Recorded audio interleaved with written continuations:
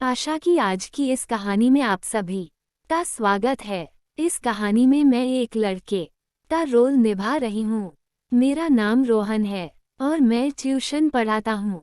मुझे अच्छे याद शाम को जो बारिश शुरू हुई ही नहीं नेहा, जो समय भी साल की थी, मुझसे ट्यूशन पढ़ने आया करती थी। अपने घर नहीं जा पाई थी। उसके पापा ने मुझे फ़ोन करके कहा कि आज नेहा आपकी मम्मी के पास जाएगी। आने का कोई रास्ता नहीं है और सुबह तक रास्ता साफ हो नहीं होगा तो अच्छा होगा कि आपसे बाहर होकर मैंने कह दिया ठीक है। मम्मी तो आज घर पर है ही नहीं, मैं तो शादी में गए हैं।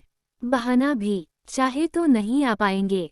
मेरे अंदर तो बहुत सवार हो गया। नेहा को देखकर उछल उछल कर बाहर आ रहा था। ना चाहते हुए भी मैंने नेहा को यकीन दिलाया कि वह चिंता ना करें। जिस तरह से देख रहे थे मुझे थोड़ा अजीब लगा। उसे कोई फर्क ही नहीं पड़ रहा था कि मेरी मम्मी घर पर है।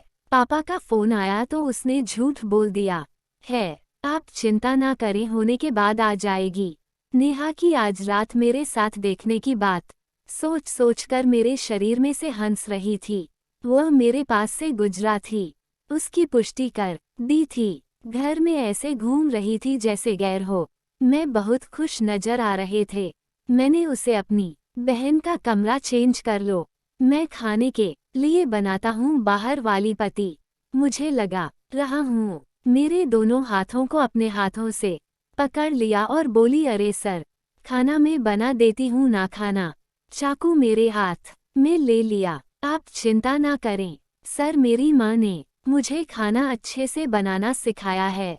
खाना बनाते हुए आते हमें बहुत सारी बातें कि मुझे आज पता चला कि नेहा बहुत सारी बातें करती है, वहीं पर आती है और चली जाती। ऐसे ही हमें बहुत सारी खाना खाया और अपने अपने कमरों में सोने के लिए चले गए। बाहर से बारिश और बिजली के गरजने की आवाज आ रही थी।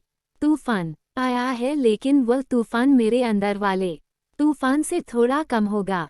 मुझे नींद नहीं आ रही कि मुझे रह रहकर नेहा याद आ रही थी। मेरा मन कर रहा था कि मैं अभी नेहा के साथ भी दरवाजे पर। मुझे पता था मुझे है, क्योंकि घर पर कोई है ही नहीं। मैंने बोला, मुझे डर लगता है। मैंने कहा, क्यों नहीं, तुम एक तरफ हो जाओ करते हुए कहा, तो है ही। दूसरी तरफ ले गया और मुझे नींद नहीं आ रही थी। बाहर एकदम बिजली का बिल की, जिससे दर्द नेहा किया। दोबारा बिजली कड़कने पर मदद कर बैठे बैठे ही डर गई। मैंने पूछा, यह क्या कर रही हो? उसने कहा, सर, मुझे बिजली कड़कने पर बहुत डर लगता है। मैं कुछ नहीं बोल पाया। मुझे एहसास हुआ जैसे उसकी आंखें खुली है। मैंने थोड़ा नीचे देखा तो वह मेरे बालों में हार रही थी।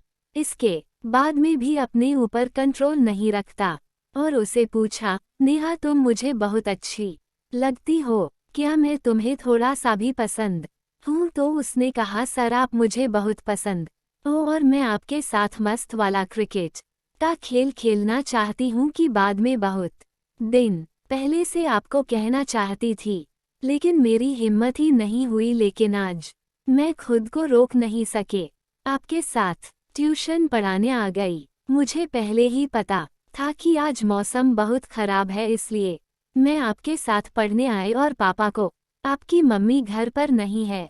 इसके बाद दोस्तों में और नेहा के साथ मस्त क्रिकेट का खेल लगा और हमेशा से 5 विकेट, और इसी तरह सुबह हो गई। मुझे सुबह शर्मिंदगी हो रही थी, मुझसे आंख नहीं मिला पा रही थी, थोड़ी परेशानी होती थी, तुझसे मिलने के लिए तड़प रहा था। जब मुझे बहुत अच्छा लगा, मैंने सोचा अगर पसंद नहीं था तो बता देती, नहीं पता के बाद मैं अपनी पढ़ाई में मन लगाने लगा। मैंने उस पर आना ही छोड़ दिया। कई सालों की मेहनत बाद मुझे डिग्री कॉलेज में प्रोफेसर की नौकरी मिल गई। समय बीतता गया, पूरे 5 साल बाद कॉलेज के गेट पर पहुंचा। मैंने अपनी गाड़ी से बाहर देखा, गेट पर जाना पहचाना चेहरा खड़ा था। थोड़ा पास जाकर देखा तो नेहा हमारे कॉलेज में एडमिशन लिया था। ड्राइवर को बोला, मैं नेहा के पास गया अचानक मुझे जाने लगी तो मैंने पूछा, कहाँ चली गई तुम? ढूंढा लगाने की क्या जरूरत थी? जो हुआ उसे करने के बाद मुझे भी बहुत परेशान किया। नहीं सर, मुझे कौन सा नंबर है? मैं आपको प्यार करती थी और जो भी हुआ हमारी दोनों की मर्जी से नहीं सोचा था कि। उसने कहा कि नहीं कर पाए, पर मैं ये साबित नहीं कर पाए आपको कितना प्यार करती है। क्या तुम भी मुझसे प्यार करती हो?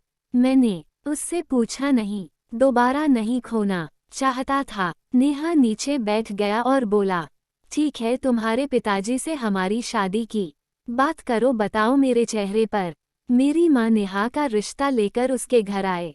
उसके पापा मुझे देखते ही पहचान गए और अंदर ले जाए। जब उन्हें पता चला, वह सरकारी सहायता कर दिया और 30 महीने बाद नेहा मेरी दुल्हन बनकर उस पर बैठी थी। अब मैं नेहा दूसरे से बहुत प्यार करते हैं।